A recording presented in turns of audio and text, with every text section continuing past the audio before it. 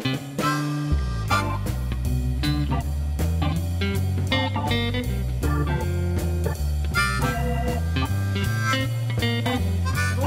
et bienvenue. Vous écoutez l'épisode numéro 9 du podcast Ambitieuse et engagée, un rendez-vous qui vous motive et vous inspire à reprendre votre vie en main et à créer des entreprises à impact positif. Je suis Vanessa Dabaret-Mignon, votre hôte, experte en reconversion professionnelle et entrepreneuriat, et je guide les audacieuses et quelques audacieux à créer des entreprises à impact positif alignées avec leur raison d'être. J'ai créé ce podcast pour partager avec toi ma passion pour l'humain, la connaissance de soi, le développement personnel et l'entrepreneuriat. Tu retrouveras donc toutes les clés que je partage dans mes podcasts directement sur mon site internet www.vanessaremignon.com. Alors aujourd'hui, j'avais envie de partager avec toi ma conviction profonde sur ce que j'entends derrière trouver sa voie. Donc aujourd'hui, le thème qu'on aborde, c'est trouver sa voie ou comment devenir soi. Alors, quand on se questionne sur sa réinvention professionnelle, sur le désir profond de changer de métier, eh bien, c'est que derrière, on ne se sent pas à sa juste place. On n'est plus forcément en accord avec ses valeurs. On a l'impression de ne pas être utile ou de ne pas exploiter pleinement ses talents.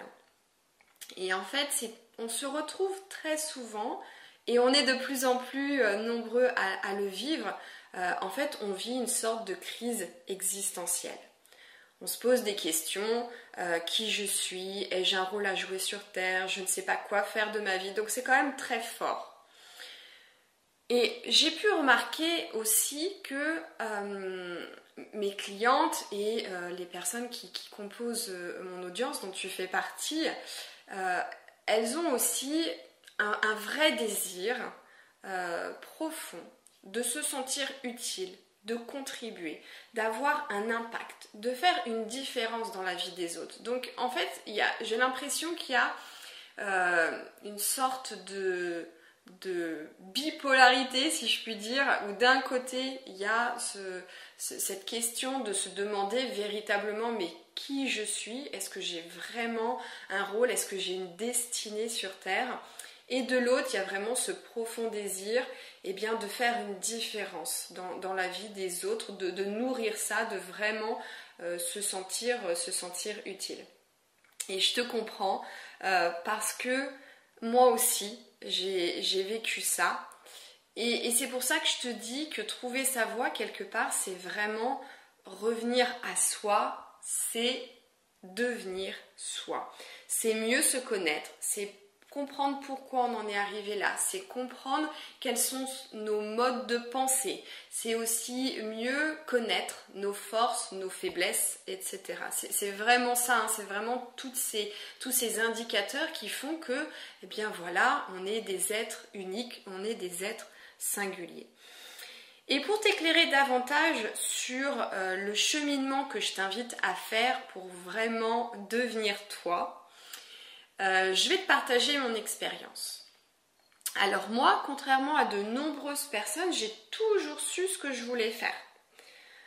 C'est-à-dire que depuis toute petite, je suis vraiment guidée par tout ce qui concerne la justice, l'équité, l'égalité, et notamment l'égalité des chances. Donc ça a vraiment été toujours mon moteur, et c'est aussi souvent la défense des plus faibles, entre guillemets.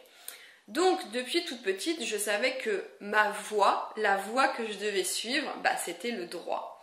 Donc, j'ai fait des études de droit. Et arrivée en 4e année, je me destinais à l'avocature, mais en fait, arrivée à la 4e année, j'ai eu comme une sorte de flash. Et je me suis dit, si tu vas au bout et que tu deviens effectivement avocate, dans ton quotidien, est-ce que tu auras vraiment l'impression d'être en accord avec toi-même ? Et là, j'ai senti que ce ne serait pas le cas. J'ai senti que, en étant avocate, je serais amenée à faire des choses qui ne me correspondraient pas. Donc, j'ai décidé de ne pas aller au bout et de, quelque part, me réorienter. Alors, comment j'ai fait? Parce qu'on était quasiment à la fin de l'année et il fallait que j'envisage la suite. Je me suis dit, avec un bac plus 4 en droit, qu'est-ce que je vais faire? Et j'ai comme ça eu cette réflexion de dire, ok, qu'est-ce qui m'a attirée dans ce métier-là et quels sont les éléments clés qui sont importants pour moi et que je pourrais retrouver dans un autre métier. Et du coup, de façon évidente, les métiers des ressources humaines sont apparus. Donc, je me suis spécialisée en management et gestion des ressources humaines. Donc, j'ai fait un début de carrière en tant que juriste et cadre dans les ressources humaines. Donc, j'ai eu une belle carrière, j'ai eu des promotions, je me suis vraiment épanouie, je me suis sentie utile, j'ai vraiment eu le sentiment de contribuer. Mais, parce qu'il y a un mais, j'avais quand même de temps en temps le sentiment de ne pas être à ma juste place, ou souvent j'avais aussi l'impression d'avoir fait le tour du poste. Donc j'ai changé. Alors j'ai pas changé 15-20 fois, j'ai dû changer peut-être 4 ou 5 fois, mais je veux juste transmettre que les changements que j'ai faits, c'était vraiment en lien avec cette impression que j'avais fait le tour du truc, où il me manquait des choses pour être pleinement épanouie dans le poste que j'occupais. Donc je suis arrivée dans une entreprise dans laquelle j'ai pu justement évoluer à partir du moment où je tournais en rond, mais je sentais que la dynamique de l'entreprise ne me correspondait pas tout à fait. Et il y a eu donc un premier événement, parce que si tu me suis depuis un moment, tu sais que j'ai cette conviction profonde que rien n'arrive par hasard ici sur cette terre et que tout a un sens et que en fait notre job quelque part c'est de comprendre et de donner un sens à des événements et aussi à ce qu'on peut ressentir au fond de soi dans notre cœur. Donc le premier événement déclencheur chez moi, ça a été une émission de télévision sur un congé solidaire. Et en fait, ça m'a tellement frappée, j'ai été tellement appelée que le lendemain, je négociais avec mon employeur un congé solidaire. Donc je suis partie comme ça au Bénin. J'ai fait du soutien scolaire à des enfants qui étaient alités à l'hôpital de Tangueta. Et quand je suis rentrée en France, je me suis dit, l'humain est vraiment au cœur de ce que j'ai envie de faire et la psycho m'attire profondément. Donc j'ai continué bien évidemment en tant que salariée à temps complet et j'ai suivi des cours du soir en fait en psycho. Voilà, donc ça a été un premier élément déclencheur, mais ce cursus en fait en cours du soir durait je crois 4 ans. Et puis entre-temps, je suis tombée enceinte, je suis devenue maman. Et là, ça a été la deuxième claque, parce que c'est vrai que la maternité a ce don un peu de bousculer les choses. Et je me suis dit, entre mon job à temps complet, entre mes cours du soir, et il y avait aussi des cours le samedi, et un bébé, je ne vais pas réussir à tout faire. Donc j'ai revu mes priorités et j'ai mis de côté, bien évidemment, ces cours du soir en psycho. Est venu le moment de retourner en entreprise. Et là j'étais promue, oui ça arrive d'être promue pendant son congé maternité, c'est ce qui m'est arrivé. Donc je suis retournée en entreprise avec une nouvelle casquette, de nouvelles responsabilités et en plus en parallèle j'apprenais à être maman. Autant te dire que le challenge c'était vraiment un beau challenge et que j'ai pas réussi à le relever tout de suite. Ça a été très compliqué pour moi parce que là encore j'avais toujours le sentiment de ne jamais être au bon endroit, au bon moment. Quand j'étais avec ma fille, je culpabilisais de ne pas être avec mes collaborateurs. Quand j'étais avec mes collaborateurs, eh bien, je culpabilisais parce que j'étais pas avec ma fille. J'étais aussi en région parisienne, donc je te parle pas du stress, des transports, etc. Donc ça a été vraiment très très compliqué. Donc épuisement, je me suis épuisée, j'ai perdu mon enthousiasme, j'ai perdu ma motivation, estime de soi en berne parce que je me sentais pas compétente, etc. Donc Ça a été vraiment très très très compliqué pour moi. Et je me suis dit en fait que je ne pouvais pas continuer comme ça. Donc j'ai réussi à remonter la pente, c'est-à-dire que ça a été difficile pendant une année, et puis l'année suivante, j'ai réussi voilà, à remonter la pente, mais indéniablement, il y avait eu une sorte de cassure à l'intérieur de moi. J'avais vraiment le sentiment qu'il y avait la femme que je suis vraiment profondément, et de l'autre côté, la femme qui était au boulot, quoi. Et il y avait des choses, en fait, ça ne matchait plus. Tout simplement, je m'étais vraiment éloignée de la femme que je suis, tout simplement. Donc, il était important que je fasse un changement.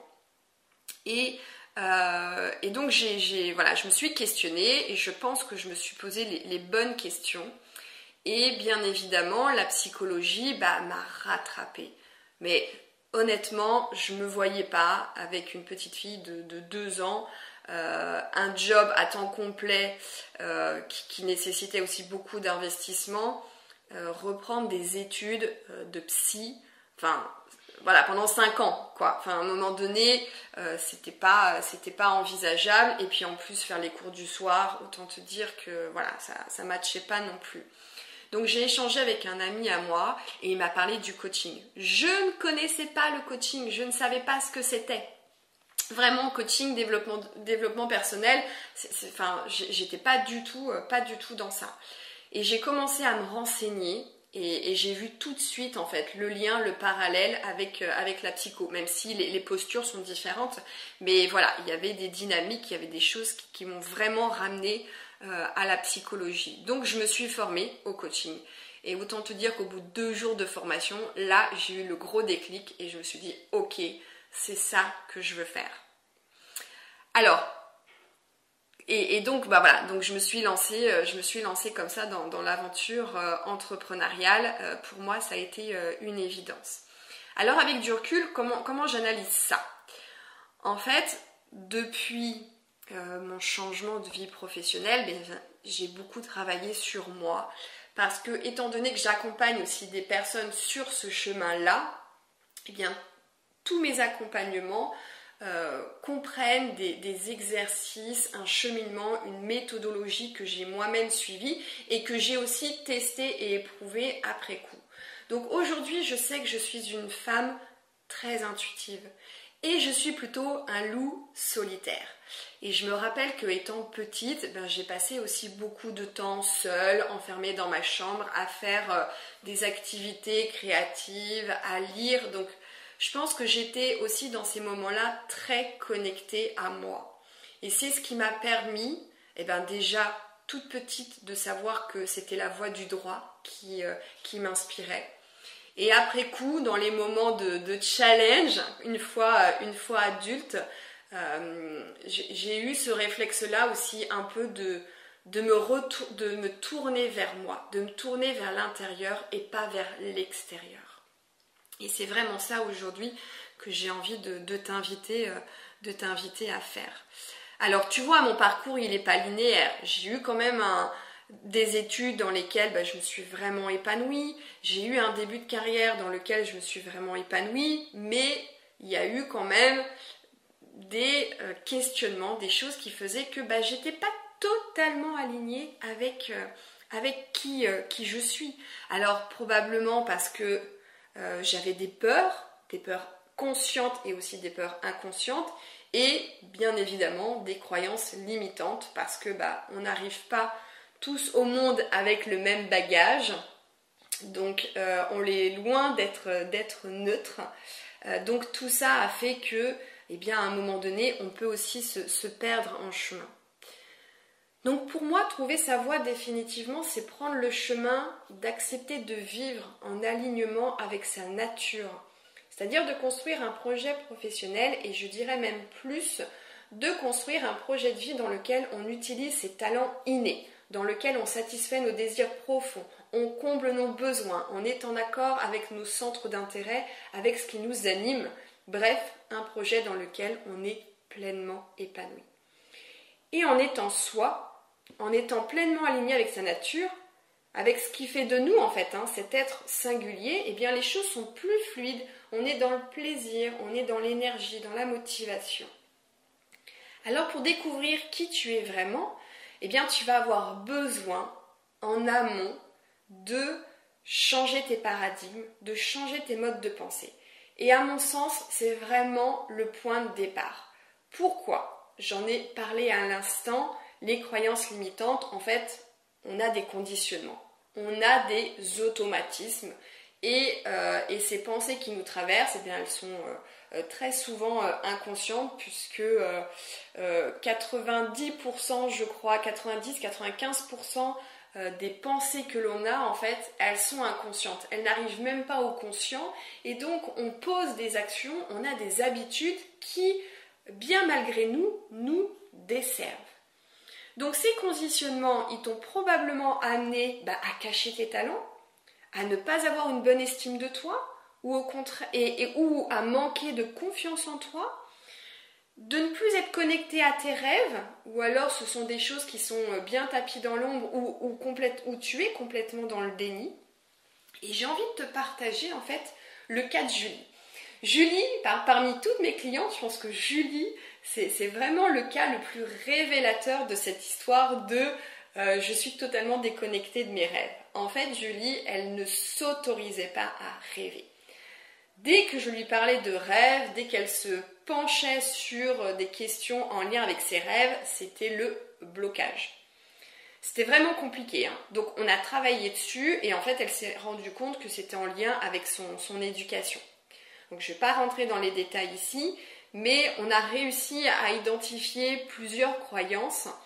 On les a déprogrammées, on a programmé de nouvelles croyances à la place et ça lui a vraiment permis de se reconnecter à ses rêves et notamment un de ses rêves. Elle a pu se rappeler de ce qu'elle aimait faire quand elle était petite et ça a été vraiment un élément clé dans la construction de son futur projet entrepreneurial. Donc la première chose que je t'invite à faire, c'est vraiment ça, c'est de travailler sur ton état d'esprit. Donc pour travailler sur ton état d'esprit, tu vas d'abord avoir besoin de lâcher le mental pour te reconnecter à ton cœur. Et tu sais, ça fait juste 30 cm.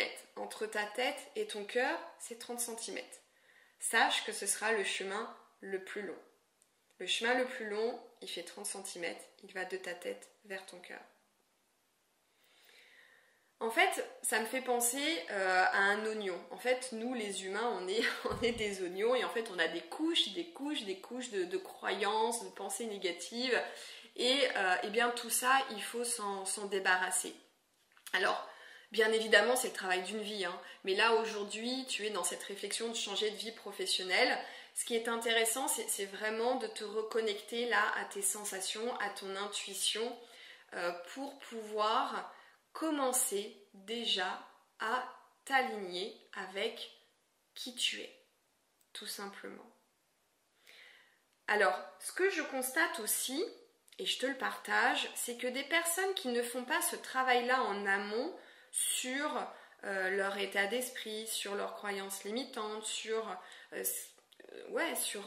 leur mode de pensée, sur comment elles fonctionnent, eh bien très souvent, elles vont plutôt partir sur un projet dit sécuritaire et pas forcément un projet de cœur. Je vais te partager l'exemple là d'Adèle parce que je trouve que les exemples c'est ce qu'il y a de plus parlant. Donc Adèle, elle était responsable commerciale et marketing. Et en fait, elle s'était rendue compte que ce qu'elle kiffait vraiment, c'était d'accompagner les entrepreneurs sur le développement de leur activité, sur leur business. Et donc, inéluctablement, quand on a commencé à travailler là-dessus, elle m'a dit, écoute, ça c'est vraiment mon kiff aujourd'hui, je pense que j'ai envie d'être business coach et j'ai envie d'avoir cette casquette de coach et d'accompagner différents entrepreneurs dans le développement de leur activité, de leur business. Ok, soit, si ça résonne en toi, si ça fait écho en toi, on a regardé les autres éléments du puzzle, ça matchait. Donc, Donc je lui ai dit, si c'est ça pour toi, eh bien on y va, mais on va continuer quand même à avancer la réflexion pour construire un projet vraiment solide. Et puis je dirais peut-être 2-3 séances avant la fin de l'accompagnement, elle me dit en fait, j'ai envie d'être art thérapeute. Ce qui était ressorti dans tout son travail, c'était la créativité. Donc au départ, la créativité, on avait pu le relier à son premier projet qui était donc business coach. Et puis finalement, elle a continué sa réflexion. Elle a bien évidemment le coaching ayant aidé. Eh bien, la créativité pour elle, c'était tellement important et elle avait tellement envie de contribuer, d'accompagner les gens, que l'art-thérapie est devenue pour elle une évidence. Donc aujourd'hui, elle se lance sur ça. Donc tu vois bien, hein, au départ, on est vraiment parti sur un projet sécuritaire, bien évidemment. En fait, elle reprenait une partie de son poste, sauf qu'elle devenait indépendante. Elle était en totale autonomie, et puis il n'y avait pas trop de changement de repères, parce que ce qu'elle faisait au quotidien, elle pouvait le retranscrire dans une activité en étant entrepreneur. Mais elle s'est rendue compte que finalement, quelque part, elle restait dans sa zone de confort, dans ses repères, et que c'était pas tout à fait aligné avec qui elle était et surtout ce qui la faisait vraiment vibrer. Donc c'est important de vraiment travailler sur cette partie-là et d'ouvrir en fait le champ des possibles. À partir du moment où tu travailles sur tes pensées, c'est ça, c'est de changer ces paradigmes, c'est de changer l'angle de vue et donc de s'ouvrir au tout est possible. Et donc pour ce faire, j'ai envie de t'inviter donc à lâcher le mental. Et comment est-ce qu'on lâche le mental? Eh bien la première chose à faire, c'est de ralentir. Alors ça tombe bien, aujourd'hui en période de confinement, eh bien on a quand même ralenti notre rythme. Donc ce qui va être important pour toi dans cette période, c'est de vraiment t'octroyer du temps pour toi et uniquement pour toi. Ce qui est important, c'est d'avoir une activité qui va venir stopper le flot de tes pensées. Alors cela peut être une activité artistique, le jardinage, la cuisine, ou une activité détente comme la méditation, la relaxation. Ça peut être aussi une activité sportive comme le yoga, la course à pied, les promenades dans la nature. Bon, là, tu comprendras que en cette période, on est un peu plus bridé. Mais voilà, il y a des pistes que tu peux vraiment explorer. L'autre clé que tu vas pouvoir mettre en place, c'est d'avoir un petit carnet sur ta table de chevet. Et au petit matin, s'il y a lieu, de retranscrire tes rêves. Alors, pas n'importe lesquels. Ceux qui se proposent à toi quand tu es en train de te réveiller. Tu n'es pas complètement réveillé, tu es dans cette phase un peu de sortie de sommeil. Et souvent, là, on a des images qui se proposent à nous. Et c'est ça qu'il faut noter. Parce que ce sont vraiment des indications très précieuses sur ce que ton inconscient a envie de te transmettre. Alors, je te dis pas que c'est super clair, limpide, dès le départ. Non, des fois, on fait des rêves, on comprend rien. Des fois, tu arriveras à analyser, à faire les liens. D'autres fois, ça sera beaucoup plus compliqué et voire même tu n'y arriveras pas. C'est ok avec ça. Mais sois consciente de ça. Et c'est vraiment, en fait, les rêves, c'est vraiment ça, hein, c'est vraiment ton inconscient qui vient te parler. Et il faut l'écouter parce que ton intuition, elle parle aussi, hein, à travers ça. L'astuce bonus pour ça, c'est au moment où tu vas te coucher, la veille au soir, c'est de porter ton intention sur tes rêves. Juste ça, tu portes ton intention sur tes rêves. En fait, c'est comme si tu donnais l'ordre à ton cerveau de retenir l'information. Tout simplement, donc tu donnes l'ordre là, tu portes ton intention sur tes rêves. Donc, 2 clés pour te reconnecter à ton intuition, c'est donc de lâcher le mental et de te recentrer sur ce qui se passe à l'intérieur de toi. Donc, Identifie une activité dans laquelle tu vas prendre du plaisir et dans laquelle aussi tu seras seul. C'est aussi vraiment important, hein, s'octroyer du temps pour soi, c'est de se retrouver seul avec soi-même. Essaie de mettre en exergue tes 5 sens. Parce que ton cerveau va emmagasiner un maximum d'informations et quand tu auras besoin de trouver une réponse, eh bien, naturellement, ton intuition va aussi se baser sur toutes les informations que tu auras, toi, emmagasinées pour justement eh bien, te faire signe. La deuxième chose, ça va être les rêves. Donc c'est toujours intéressant de noter ces rêves parce que ils sont vraiment porteurs d'un message. Voilà les 2 clés que je voulais te transmettre à travers ce nouvel épisode. C'est vraiment pour moi trouver sa voie professionnelle, c'est vraiment se réaligner avec qui l'on est, c'est vraiment revenir à soi, c'est tout simplement devenir soi bien évidemment à un instant T, c'est-à-dire que quand tu auras trouvé un projet qui va vraiment te faire vibrer, ça ne veut pas dire que dans 15 ans, tu seras toujours dans ce projet. En tant qu'être humain, on a vocation à évoluer. Mais quand tu auras fait ce travail-là en amont de façon vraiment précise, eh bien en fait, sur ton chemin de vie, ça sera juste une histoire d'ajustement, de réajustement. Mais tu sauras en fait comment faire et tu seras beaucoup plus connecté à ce qui fait toi cet être singulier.